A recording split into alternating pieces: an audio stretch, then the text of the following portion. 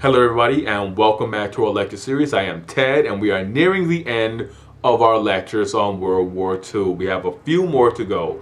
I'd like to thank everybody for paying attention or for sticking with these lectures so far. For the likes, the comments, and the views, of course.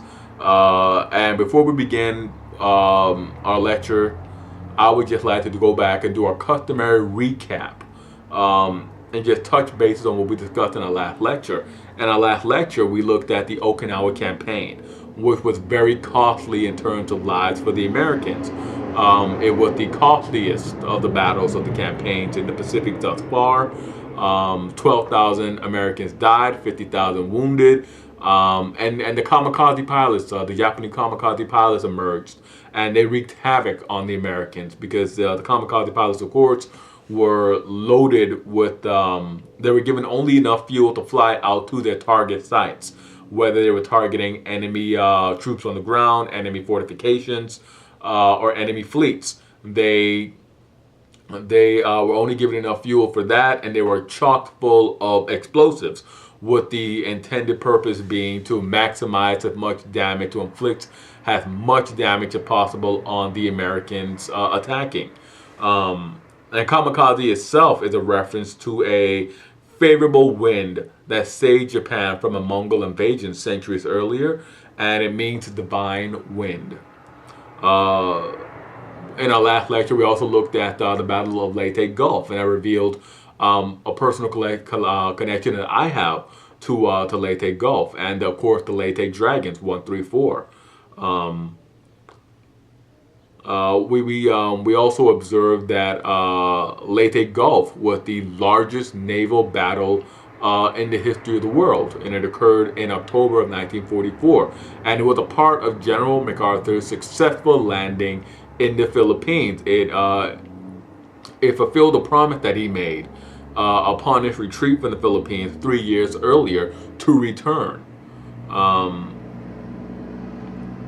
And with that being said, let's dive right into the action as we look towards the escalating confrontation between the United States and Imperial Japan. Now, anticipating an invasion, the Japanese organized a civil defense force of all ages. The members of the force were armed with little better than sharpened sticks and arrows. The war had stretched the Japanese to their wits' end. From November of 1944, the American forces were able to launch continual bombing campaigns targeting Japanese industrial centers. 300 B-29s, the new flying fortresses planes, led by General Curtis LeMay, bombed Tokyo in 1945. The bombing of Tokyo killed roughly 100,000 people. The resulting firestorms in Tokyo were terrifying. It was more terrifying than the raids in Dresden and Hamburg had been. From the American point of view, it made great sense to use these incendiary bombs against the Japanese, against Tokyo, because unlike Dresden and Hamburg, most of the buildings in Tokyo were made of wood, and the conditions were very dry, maximizing the extent of the damage that the firestorm created. It was a very successful bombing, but like all of these bombing campaigns, all of these aerial campaigns did nothing to break the resolve of the people. Great damage, it looks good in photographs, but on the ground there wasn't a lot to persuade the Japanese to surrender. Much like there wasn't enough to persuade the British or the Germans to surrender. The bombing campaigns largely failed in their stated mission to bring the enemy combatants to heel. Enrico Fermi would emerge during this time as one of the great behind the scenes heroes or villains, as some people still view him as. The length and the ferocity of this war, and the fears of what would happen when the actual invasion of Japan occurred, provide the context surrounding why Fermi is viewed as a villain and a hero, and the development and subsequent use of the atomic bomb. By May of 1945, the war was virtually over in Europe. there was no corresponding clarity for the war in the Pacific. The prevailing idea was that it would take upwards of 5 years and more than 1 million men to bring the war with Japan to an end. Before the war ended, nuclear physics had been rapidly developing in the United States. And the possibility of exploiting atomic fission for the creation of a weapon was bubbling, and it was within fruition. Enrico Fermi, an Italian physicist working in the United States, demonstrated that a controlled nuclear reaction was possible, and that there was potential, and that there were potentially a military use for future findings. Now, the president was aware of this and informed Fermi that if and when a successful reaction was made, he should be notified at once by coded message. Congress approved the creation of the Manhattan Project, a secret program that Congress allocated money for without knowing what it was. Eventually, $2 billion were allocated for the program. The officer in charge of the program was Leslie Groves, and he organized 3 major sites: Hanford, Washington, Oak Ridge, Tennessee, and Los Alamos, New Mexico, another place that I have a connection with. Spent a lot of weekends just escaping El Paso by going to Los Alamos. Groves had direct access to the federal treasury to replenish supplies and acquire more equipment. At one point, General Groves requested 1,000 tons of silver because he needed it for a special type of wiring. Now, several prominent German Jewish scientists were working in the Manhattan Project. Scientists who otherwise would have stayed in Germany had Hitler not persecuted the Jews. The Manhattan Project was worked on by an international scientist team that traveled to the United States.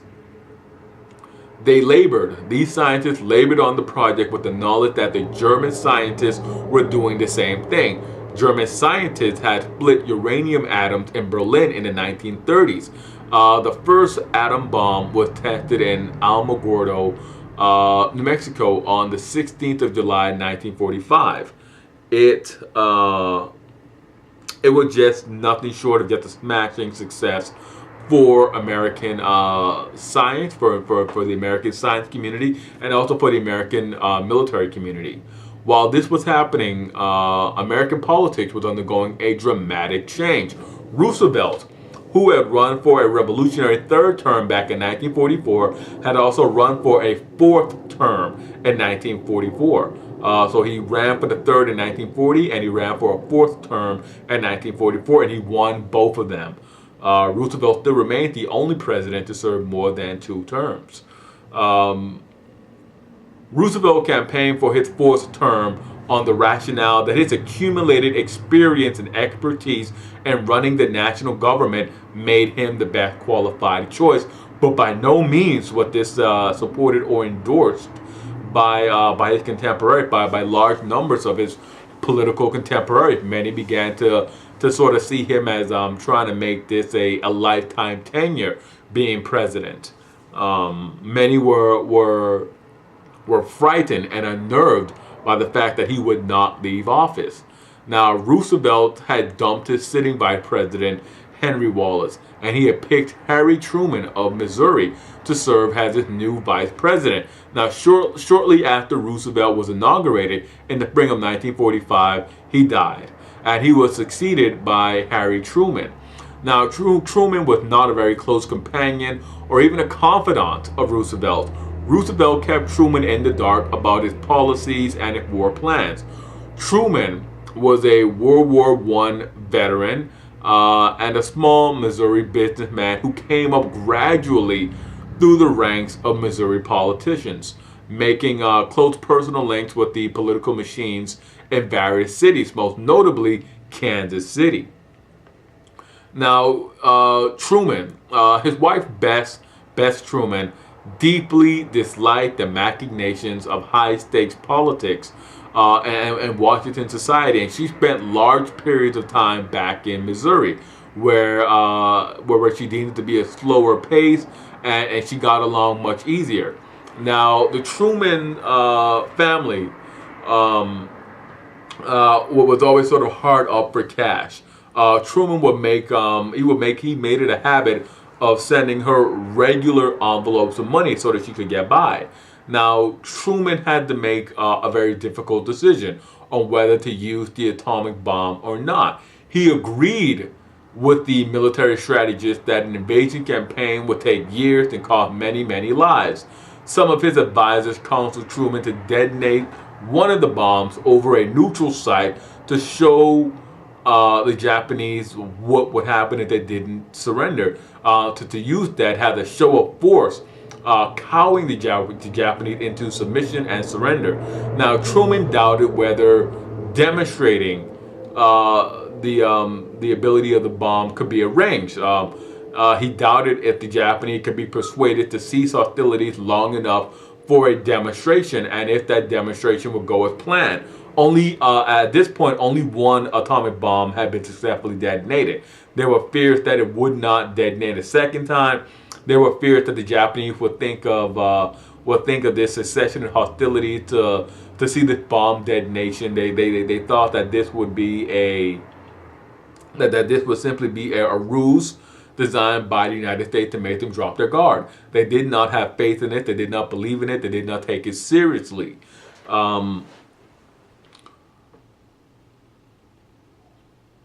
Truman ultimately decided to use the atomic bombs in a live bombing.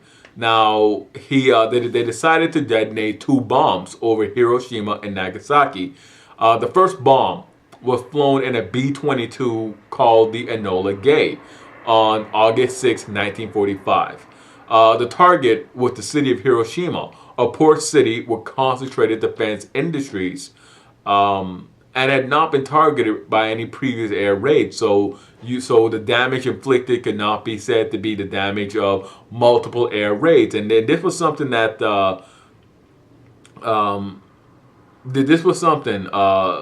that had been planned out early on. The strategic planners had set aside several prominent Japanese cities had potential atomic targets, and this goes back into the Roosevelt administration. The explosion at Hiroshima killed 70,000 people outright, with 1,000 more dying from wounds and radiation sickness in the following months. The second atomic bomb was dropped on August 9th. 3 days after the first, August 9th, 1945, on the city of Nagasaki, and it had a similar apocalyptic effect. The atomic bombings immediately led the Japanese government to deduce that they had to surrender. This is a very extreme example of total war, in which the United States demonstrated that it was willing to simply destroy Japan. The entire kit and caboodle of Japan, in the effort to win the war, in an effort to assure military victory. The Japanese surrendered. They realized that they were unaware of the United States' determination, will, and plans for victory. When they surrendered, they were also unaware that the United States had only produced 2 atomic bombs up to that point. They surrendered with only one condition: that the Emperor Hirohito, be retained. And in fact, Emperor Hirohito broke with imperial protocol and announced the Japanese surrender on radio. And with that, we shall break, and we will come back to wrap up our lecture series on World War II. As always, I'm Ted. Hit like, subscribe, comment. Let me know what you thought about this lecture, and I will see you guys for our 9th lecture for our next lecture.